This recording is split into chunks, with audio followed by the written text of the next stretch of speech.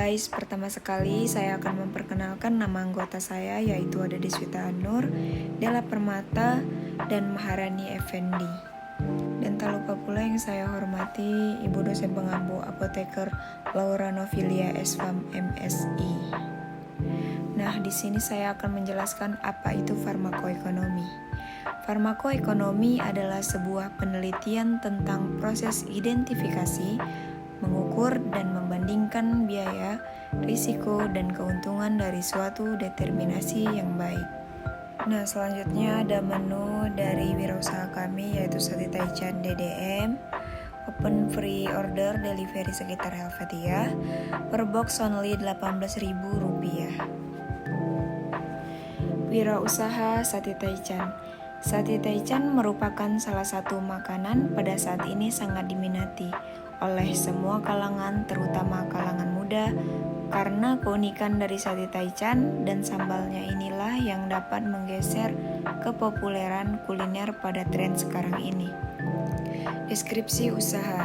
Bisnis Taichan ini salah satu bisnis atau usaha yang menguntungkan di bidang kuliner karena memiliki peluang usaha yang konsisten pada masa sekarang. Taichan ini dikenal karena memiliki rasa yang gurih, lembut, dan juga lezat. Dan tak lupa pula dengan perpaduan sambal dari cabai pilihan yang pedas, manis, dan gurih. Selain itu, sate Taichan dapat dipadukan dengan nasi atau lontong. Usaha kami ini hanya melayani pre-order saja saat ini. Selanjutnya, sejarah sate Taichan. Jika dilihat dari namanya Taichan, tentunya yang ada di pikiran kita adalah sate ini berasal dari Cina atau Jepang. Sate Taichan tercipta berawal dari datangnya sepasang muda-mudi Jepang ke Indonesia yang ingin membeli sate di salah satu kedai sate Madura di kawasan Senayan, Indonesia. Si pria yang datang dari Jepang ini tidak terlalu menyukai bumbu kacang seperti yang biasa dijumpai di Indonesia. Kemudian, pria ini berinisiatif untuk membakar sate sendiri yang telah ditusuk-tusuk tersebut dengan hanya memberi garam dan jeruk nipis sebagai bumbu penggantinya. Setelah matang, si pria menambahkan sambal sebagai pengganti bumbu kacang tadi. Setelah ditanya si penjual sate tersebut, apa nama sate yang kamu sediakan tadi? Si pria menjawab, sate Taichan.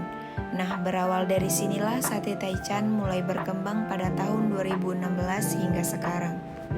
Tujuan dari usaha ini yaitu agar mengetahui resep dan teknik pembuatan, memberikan makanan yang nikmat untuk konsumen, dan tidak perlu membuat bumbu yang ribet, menciptakan dan pengembangan lapangan kerja baru. Selanjutnya, analisis SWOT, yaitu yang pertama strength atau kekuatan, rasa unik dan khas, proses pembuatan cepat, bahan baku mudah didapat. Selanjutnya, weakness, kelemahan, memiliki waktu simpan terbatas, potensi penurunan popularitas jika ada tren kuliner baru. Selanjutnya ada opportunity atau peluang, pre-order melalui media sosial. Selanjutnya ada threat atau ancaman, meningkatnya harga bahan baku. Selanjutnya, modal awal. Modal awal terbagi menjadi dua, yaitu ada alat dan bahan pokok. Pada alat, kami menggunakan alat-alat sebagai berikut, yaitu ada kompor, chopper, kuali, sudip, sendok, wadah, telenan, pisau, pemanggang, gas LPG, paper box, tusuk sate, plastik klip, kantong plastik, cup mini, kain lap, dan kuas, di mana totalnya adalah Rp151.000. Yang kedua ada bahan pokok.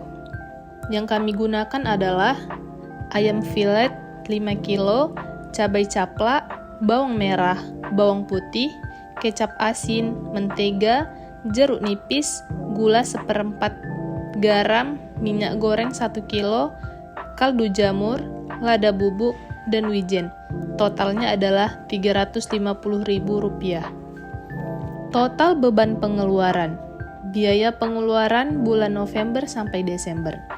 Biaya total beban pengeluaran sama dengan biaya modal alat Rp151.000 ditambah biaya bahan pokok Rp350.000 ditambah biaya transportasi Rp25.000 ditambah gaji karyawan Rp90.000 sama dengan Rp616.000.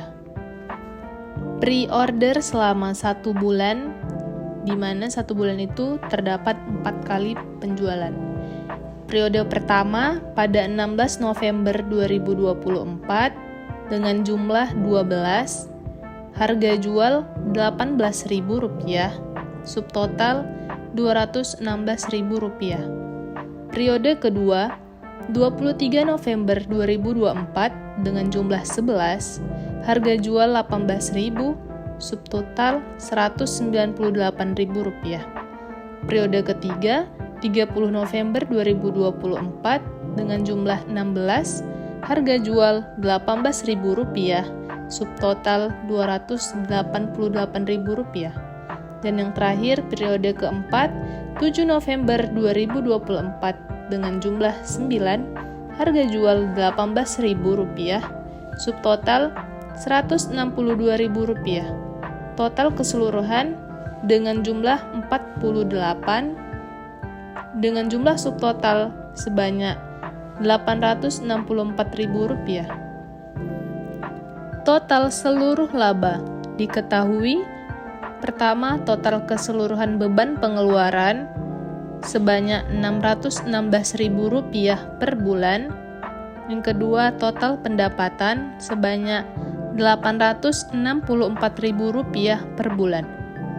Laba sama dengan total pendapatan Rp864.000 dikurang total beban pengeluaran Rp616.000 sama dengan Rp248.000. Payback period. Payback period adalah jangka waktu yang diperlukan untuk mengembalikan nilai investasi yang telah dikeluarkan. Dalam konteks investasi, nilai investasi biasanya mencakup semua biaya awal yang terkait dengan suatu usaha. Payback period sama dengan pemasukan selama 1 bulan Rp864.000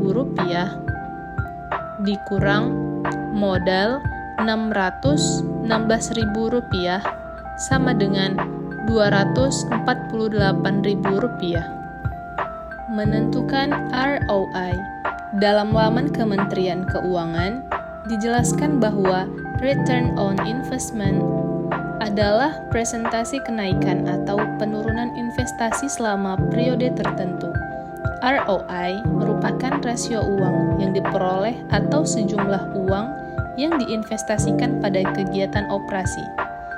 ROI sama dengan total pendapatan Rp864.000 dikurang total pengeluaran Rp616.000 per total pengeluaran Rp616.000 dikali 100% sama dengan 40,25%. Selanjutnya, prosedur kerja. Cuci dengan bersih ayam, lalu dipotong dadu. Kemudian diberi jeruk nipis, lalu dibilas dengan air, kemudian ditiriskan. Lalu masukkan ke dalam wadah, kemudian tambahkan bumbu-bumbuan, masukkan ladaku, penyedap secukupnya, dan kecap asin secukupnya. Kemudian aduk rata semua bahan lalu diamkan selama 30 menit. Setelah didiamkan, ditusuk menggunakan lidi sate dan dibakar dengan dioleskan mentega. Bakar hingga matang. Cara pembuatan sambal. Cuci dengan bersih cabai, bawang putih, dan bawang merah. Kemudian masukkan ke chopper dan ditambahkan air secukupnya. Lalu di-blend hingga halus. Setelah itu, panaskan wajan dan tuangkan minyak goreng secukupnya. Lalu tuangkan cabai yang sudah dichopper. Kemudian masak hingga matang dan beraroma. Dan jangan lupa koreksi rasa menggunakan garam dan gula. Kemudian sambal siap disajikan. Cara pengemasan. Masukkan sate 8 tusuk ke dalam paper lunchbox. Masukkan sambal ke dalam cup, kemudian letakkan cup di dekat sate di dalam box. Masukkan wijen secukupnya ke dalam plastik klip, lalu masukkan ke dalam box isi. Selanjutnya ada hasil dokumentasi dan testimoni dari hasil wirausaha kami.